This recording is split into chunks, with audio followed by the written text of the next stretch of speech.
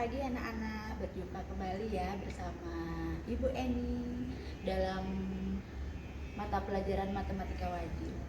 Nah, di sini Ibu akan membawakan materi mengenai sifat-sifat notasi sigma.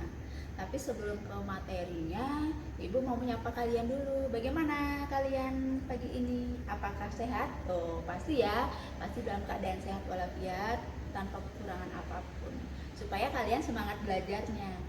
Nah, seperti permintaan kalian kemarin, kalau mau membuat video pembelajaran di garden, bertemakan garden. Nah, kali ini Ibu lagi berada di sebuah villa karena kebetulan lagi jalan-jalan ya, di sebuah villa di Ubud bernama Bisaya Ubud. Nah, di sini ada view seperti yang di belakang bisa kalian lihat. Itu enak banget untuk belajar karena hening banget di sini ya. View-nya itu enak untuk belajar bersama teman-teman mungkin, atau sendiri atau bersama keluarga ya. Nah, anak-anak, kita lanjutkan kembali dalam sebuah materi tentang sifat-sifat notasi sigma. Baik anak-anak, kali ini materi yang Ibu bawakan itu adalah sifat-sifat dari notasi sigma. Nah, sifat-sifat notasi sigma itu ada dua macam. Nanti sifat notasi sigma variabel tak berindeks, dan juga ada sifat notasi sigma variabel yang berindeks. Nah, yang pertama itu Ibu jelaskan variabel yang tak berindeks. Variabel yang tak berindeks nanti itu ada 6 sifat. Dari yang pertama, nah ini sifatnya ya, bisa kalian lihat di sini. Sifat pertama, nah bisa ya, Ibu tidak sebutin lagi.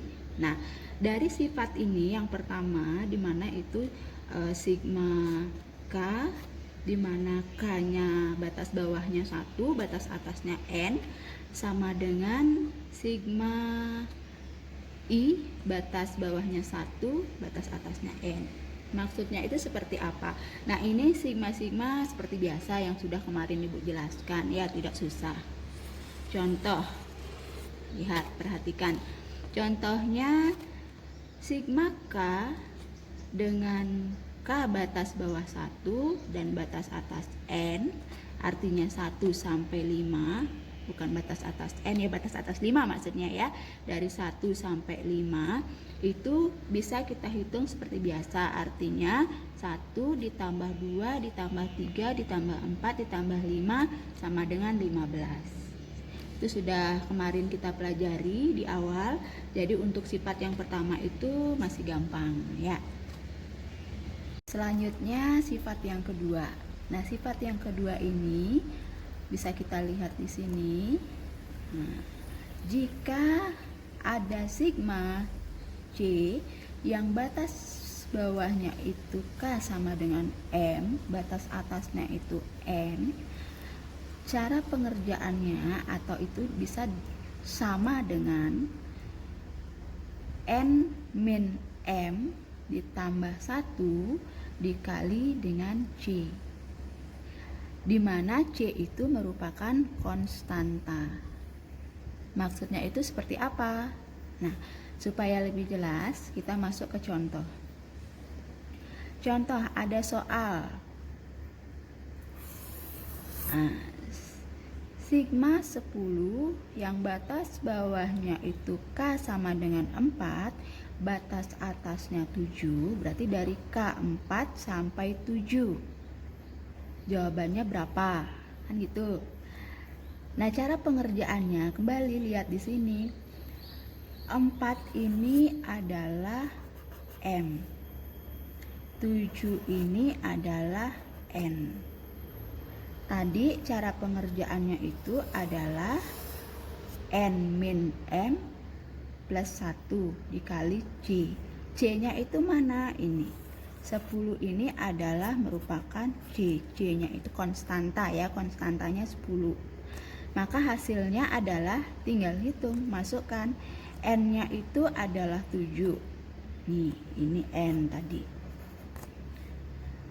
Terus min M. M-nya itu adalah 4, min M plus 1 dikali konstanta C. Berarti dikali berapa?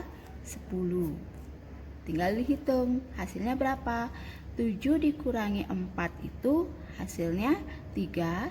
3 ditambah 1 hasilnya 4. Ini nanti jadi 4 dikali 10, maka hasilnya akan menjadi 40. Anak, setelah tadi sifat yang kedua kita pelajari, sekarang kita lanjut ke sifat yang ketiga. Nah, sifat yang ketiga ini sebenarnya sih kemarin sudah kita pelajari. Ada misalkan rumusnya dengan 2K, 3K, 4K, dan seterusnya. Nah, nih sifat yang ketiga itu seperti ini. Sigma C dikali K, di mana batas bawahnya itu adalah K sama dengan 1, batas atasnya itu adalah N. Cara pengerjaannya itu sama dengan C-nya kita oper bawa ke depan, maka jadi dia C dikali sigma K, batas bawahnya 1, batas atasnya N. Dengan ketentuan C itu merupakan sebuah konstanta. Contohnya seperti apa? Bisa dilihat di sini ya. Misalkan ibu punya soal sigma 4 dikali K atau disebut sigma 4K, di mana batas bawahnya itu K sama dengan 1 sampai dengan 3, batas atasnya 3 ya. Itu bisa kita kerjakan, hasilnya akan menjadi seperti apa? Bisa kita lihat di sini. 4-nya ini kita bisa pindahkan ke depan ya. Bawa ke depan, maka jadinya 4 dikali sigma K, di mana batas bawah K sama dengan 1, batas atas sama dengan 3. Berarti dari 1 sampai 3. Tinggal diganti yang ini aja nanti. Nah, ini aja yang diganti. Berarti 4 dikali dalam kurung K-nya 1 sampai 3. Berarti 1 ditambah 2 ditambah 3. Sudah? Tinggal dijumlahkan ini. Maka 4 dikali, ini jumlahkan jadi 6. 4 dikali 6, maka hasilnya adalah 24. Jadi ketika menemukan bentuk sigma seperti ini, bisa kita kerjakan dengan konstantanya itu C-nya ya. Ingat, ini adalah konstanta bilangan bulat ya. Konstantanya itu bisa kita pindah ke depan, tinggal kita hitung sigma K-nya yang seperti sifat nomor 1 tadi. Nah, tadi sudah kita pelajari sifat yang nomor 3, tinggal kita nanti latihan-latihan soal lagi. Nah, sekarang lihat sifat yang nomor 4 berikutnya ya. Sifat yang nomor 4 ini seperti yang ibu garisin merah ini. Sebenarnya tidak susah sih, kalau dilihat itu panjang bu, kok kayaknya menjelimet ya. Enggak, tidak perlu kita hafal, tapi kita mengerti ya, dipahami. Nah, sigma K, di mana K batas bawahnya M, batas atasnya N, itu sama dengan sigma K min P, batas bawahnya itu M plus P, batas atasnya itu N plus P, sama dengan sigma K plus P, batas bawahnya K sama dengan M min P, batas atasnya sama dengan N min P. Maksudnya itu seperti apa?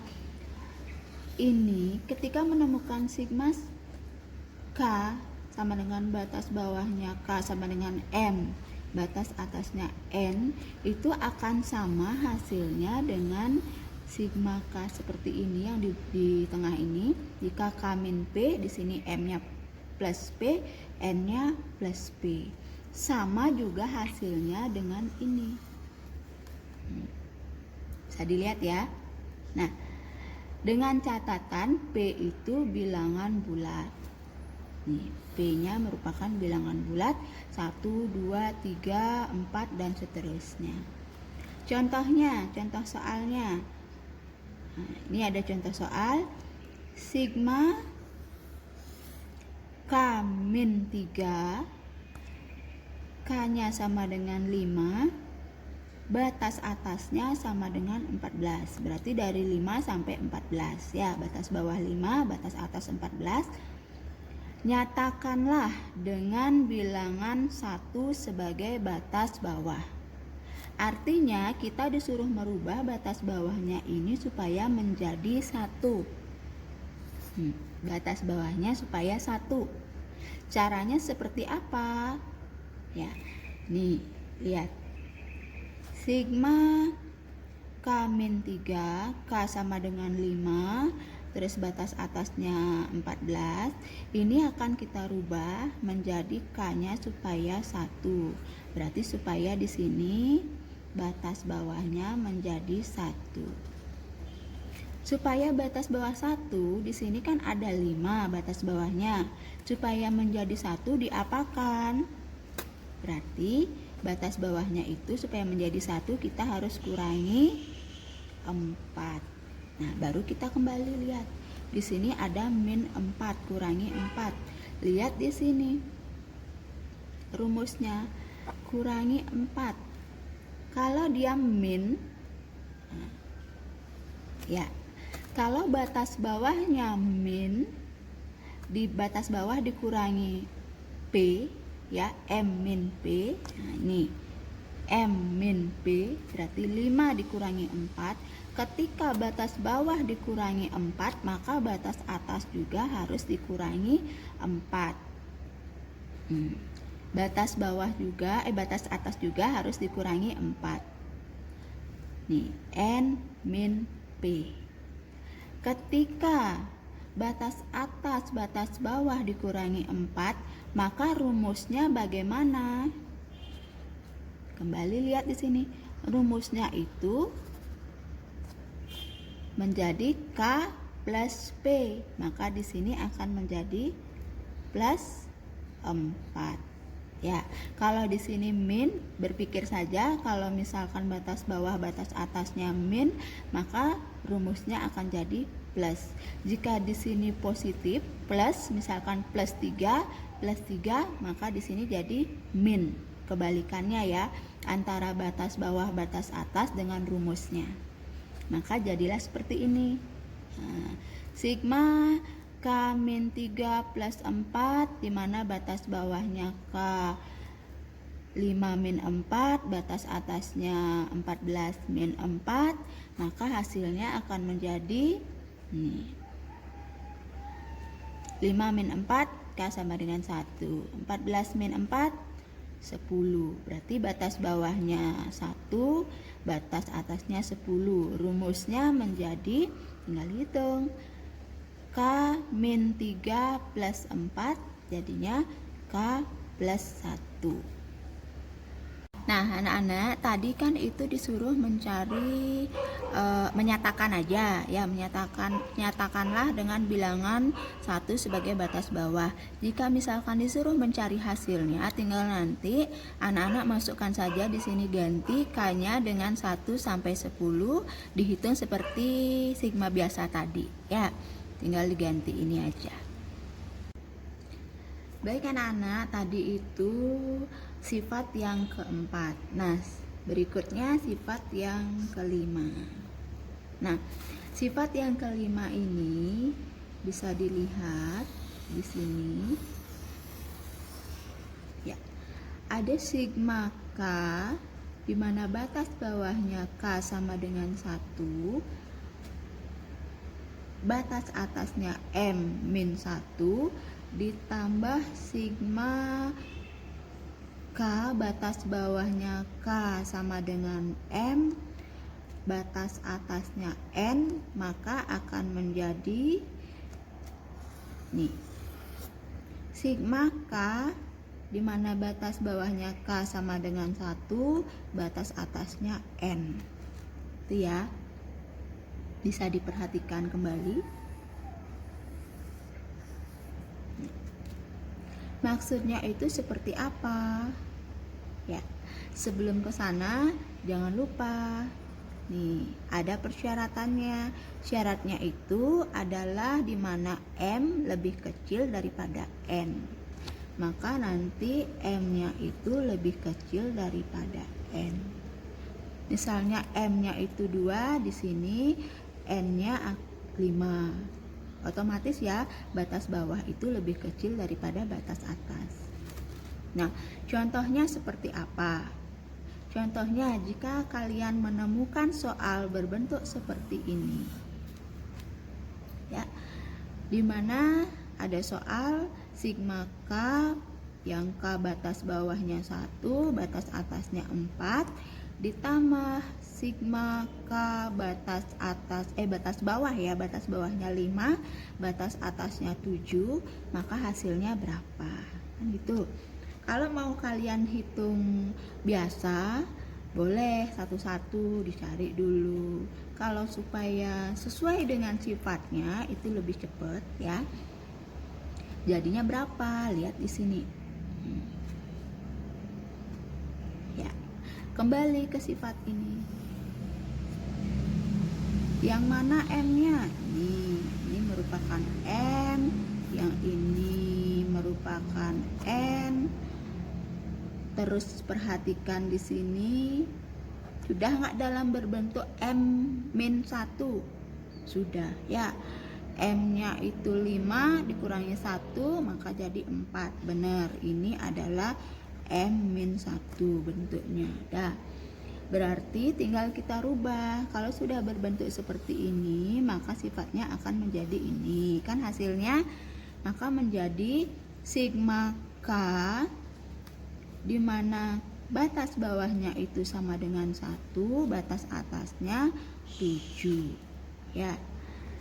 Sigma K batas bawahnya itu sama dengan 1, batas atasnya 7. Di mana dapat 7? Karena sesuai sifat tadi. Ya, sesuai sifat tadi. Ini K, sigma K, di mana K sama dengan 1, batas atasnya N. N-nya tadi berapa? 7. Nih, N 7 ya. Dah. Kalau menemukan penjumlahan sigma seperti ini, jadi bisa kalian kerjakan menjadi seperti ini ya. Dengan catatan, lihat di sini M-nya lebih kecil dari N. Terus yang batas atas soal pertama, sigma pertama ini merupakan M-1. Artinya kalau misalkan di sini 6, nanti di sini jadi 5. Misalkan di sini 8, nanti di sini menjadi 7. Pokoknya yang ini harus dia M-1, lebih kecil lagi 1 dari ini ya. Maka pengerjaan perhatikan ya, dan ingat ini K-nya sama dengan 5 merupakan M, dan lihat soalnya yang sigma pertama itu harus M-1. Jika di sini M-nya 5, maka di sini 4 soalnya nanti. Kalau misalkan 8 di sini akan jadi 7. Misalkan 9 di sini, maka ini akan menjadi 8. Jadi kamu perhatikan dulu ya anak-anak ya. Lihat dulu, perhatikan soalnya bentuknya seperti apa. Kalau misalkan sudah berbentuk seperti ini, beda lagi 1 aja antara batas bawah sigma yang kedua dengan batas atas sigma yang pertama itu 1, maka bisa kalian rubah nanti bentuknya seperti ini. Nah, tinggal dihitung, tinggal dicari hasilnya sigma K batas bawah 1 sampai 7. Berarti tinggal hitung 1, 2, 3, 4, 5, 6, 7, kalian jumlahkan, hasilnya menjadi 28. Sifat yang nomor 6, ini sifat yang paling gampang dan simple, paling mudah diingat ya. Jika ada sebuah sigma K, batas bawah K sama dengan S, batas atasnya S, maka hasilnya akan menjadi S. Maksudnya itu seperti apa? Kalau batas bawah sama dengan batas atas, maka hasilnya akan tetap merupakan batas atas atau batas bawah itu merupakan S ya, S. Nah, contohnya seperti apa? Misalkan ada soal seperti ini ya. Sigma K di mana batas bawahnya K sama dengan 8, batas atasnya 8, maka hasilnya berapa? Tinggal dijawab. Sigma K itu batas bawah 8, batas atas 8, maka hasilnya 8. Yang kedua, misalkan ada sigma K sama dengan 100, batas atasnya 100 ya, maka hasilnya berapa? Ya 100. Jika ada sigma K yang batas bawahnya 1000, batas atasnya 1000, maka hasilnya akan 1000. Ingat kembali ke sifat ini. Anak-anak, itu dia tadi materi yang Ibu bawakan mengenai sifat-sifat notasi sigma. Semoga bisa dipahami dengan baik, yang dipelajari di rumah kembali, diputar kembali videonya supaya lebih paham ya. Dan sampai jumpa kembali di materi berikutnya.